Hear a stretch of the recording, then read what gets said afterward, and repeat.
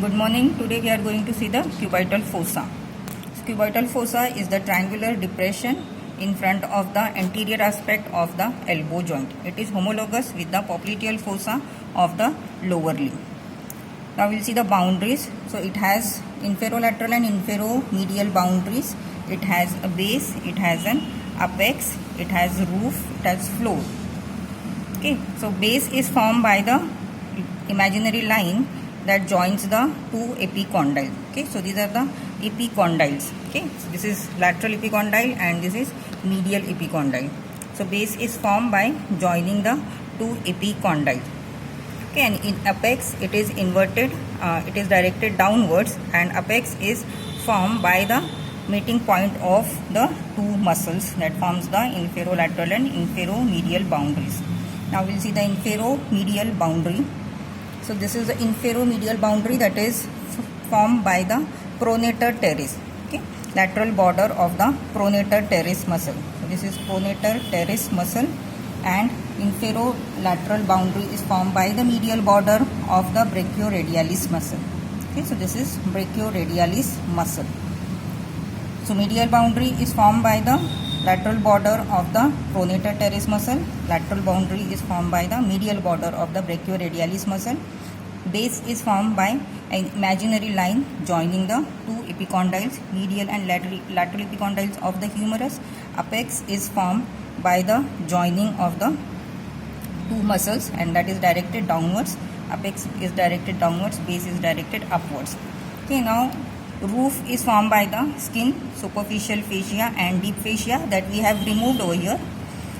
So beneath the skin you will find the superficial fascia, and the important contents in the superficial fascia, you will get the median cubital vein in the superficial fascia, and this is the vein that joins the basalic vein and cephalic vein. And other structures are medial cutaneous nerve of forearm and lateral cutaneous nerve of forearm. Medial cutaneous nerve of forearm is the branch from the medial cord, and lateral cutaneous nerve is the branch from the continuation of the musculocutaneous nerve. Then beneath the superficial fascia you will get the deep fascia, and deep fascia it is reinforced by the bicipital aponeurosis. Okay, so this is the bicipital aponeurosis, that is the important content of the deep fascia. So this bicipital aponeurosis is the fibrous extension from the medial border of the tendon of the biceps brachii muscle. Okay, so this is the biceps brachii muscle, and in the lower part it is forming the tendon for insertion into the posterior rough part of the radial tuberosity. Okay, so this is the tendon of the biceps, and this bicipital aponeurosis is the fibrous extension from the medial border of this tendon. Then you will get after removing the deep fascia, muscles and the contents of the cubital fossa are exposed. So here you can see the contents and boundaries of the cubital fossa. Now it has a floor. So floor is formed in the upper part by the brachialis muscle. Okay, so this is the brachialis muscle beneath the tendon of beneath the biceps brachii. So in the upper and medial part, floor is formed by the brachialis muscle, and in the lower and lateral part it is formed by the supinator muscle. Okay, so this is the supinator muscle, and this is the brachialis muscle. Okay, so this is about the floor. Now we will see the contents.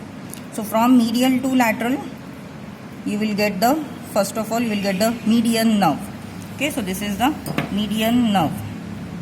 Okay, so median nerve is formed in the axilla by the medial root of median nerve from the medial cord, and lateral root of median nerve from the lateral cord. Then it runs downwards. First in the axilla, in the upper part of the arm it lies lateral to the brachial artery, then it crosses in the middle of the arm from the front of the brachial artery, and it comes to lie on the medial side of the brachial artery.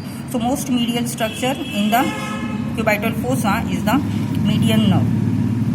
Then it leaves the cubital fossa by piercing between the two heads of the pronator teres. Okay, so this is the humeral head of the pronator teres, and this is the ulnar head of the pronator teres. Okay, so you can see over here between median nerve, it is passing between these two heads. Okay, so this is the ulnar nerve and this is the humeral head, ulnar head and humeral head of the pronator teres muscle, and this median nerve, it leaves the cubital fossa by piercing between these two heads. Okay, then in the forearm, then it enters into the forearm, and here it pierces the flexor digitorum superficialis muscle. Then medial to the lateral to the median nerve, you will get the brachial artery. Okay, so this is the brachial artery, that is the continuation of the axillary artery. Now after entering into the cubital fossa at the level of the neck of the radius, it divides into two branches, radial and ulnar. Okay, so this is ulnar artery and this is radial artery. So radial artery, it runs downwards and laterally beneath the brachioradialis muscle. Okay, so this is the radial artery. Now in the ulnar, in the cubital fossa, it gives one branch, that is radial recurrent branch, that ascends upwards between the superficial and deep branches of the radial nerve, and it anastomoses with the radial collateral artery of the profunda brachii artery. So this is radial nerve. Now you will see the ulnar nerve. Okay, so this is the largest terminal branch of the brachial artery. It runs deep downwards and runs into the and it passes below the ulnar head of the pronator teres, and this ulnar head of the pronator teres, it separates the ulnar artery from the median nerve. Okay, so you can see over here between the ulnar artery and the median nerve there is ulnar head of the pronator teres. Okay, then this ulnar artery, it runs downwards, and in the arm you can see over here, so this is the ulnar artery, okay, along with the median nerve. Then lateral to the brachial artery, you will get the tendon of the biceps brachii. Okay, so this is the tendon of the biceps brachii. So here you can see it is inserting into the posterior rough part of the radial tuberosity of radius, and the anterior smooth part is related to the bursa. Okay, that separates the tendon from the bone. So this is the tendon of the biceps brachii. Then lateral to this, you will get the radial nerve. Okay, so radial nerve, it enters the, okay, so this is the radial nerve. It enters the cubital fossa through the superolateral angle of the cubital fossa. Okay, then in front of the lateral epicondyle, it divides into two branches, superficial and deep branch. Okay, superficial branch, it runs beneath the brachioradialis muscle, and then in the lower part it becomes cutaneous to supply the skin of the lower part of the dorsum of the hand and lower part of the forearm. Then deep branch, it pierces the two strata of the supinator muscle.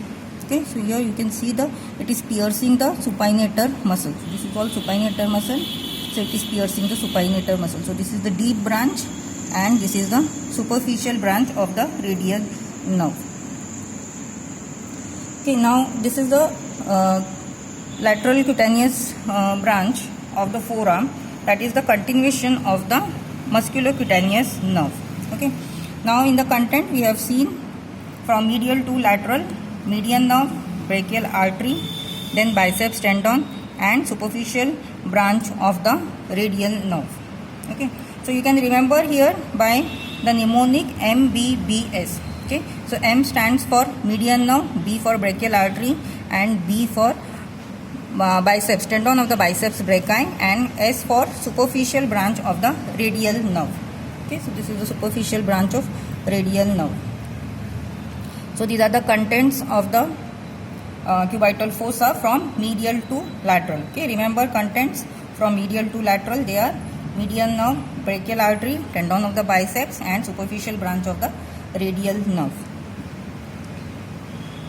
Okay, now in the subluxation, in children, if there is subluxation of the head of the radius, then this radial nerve may get injured, and there is pronator syndrome is there, pronator entrapment syndrome is there, where this median nerve can be entrapped between the two heads of the pronator teres muscle. Okay, and it leads to the anesthesia and paresthesia of the medial part of the lower part of medial part of the forearm. Okay, so this is about the cubital fossa. So we have seen the boundaries. It is the cubital fossa is a triangular depression in front of the anterior aspect of the elbow joint.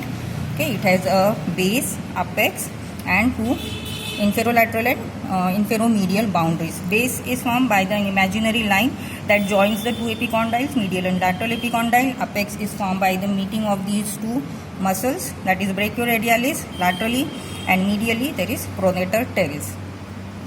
Roof is formed by the skin, superficial fascia and deep fascia. Floor is formed by two muscles. In the upper and medial part, you will get the brachialis muscle, and in the lower and lateral part, you will get the supinator muscle. Then deep fascia, it is reinforced by the bicipital aponeurosis. Okay, so this bicipital aponeurosis, it protects the underlying structures that are vessels and nerves. And in the contents, we have seen the from medial to lateral, there is median nerve, brachial artery, tendon of biceps, and superficial branch of the radial nerve. So these are the contents of the cubital fossa. So this is all about the cubital fossa. Thank you.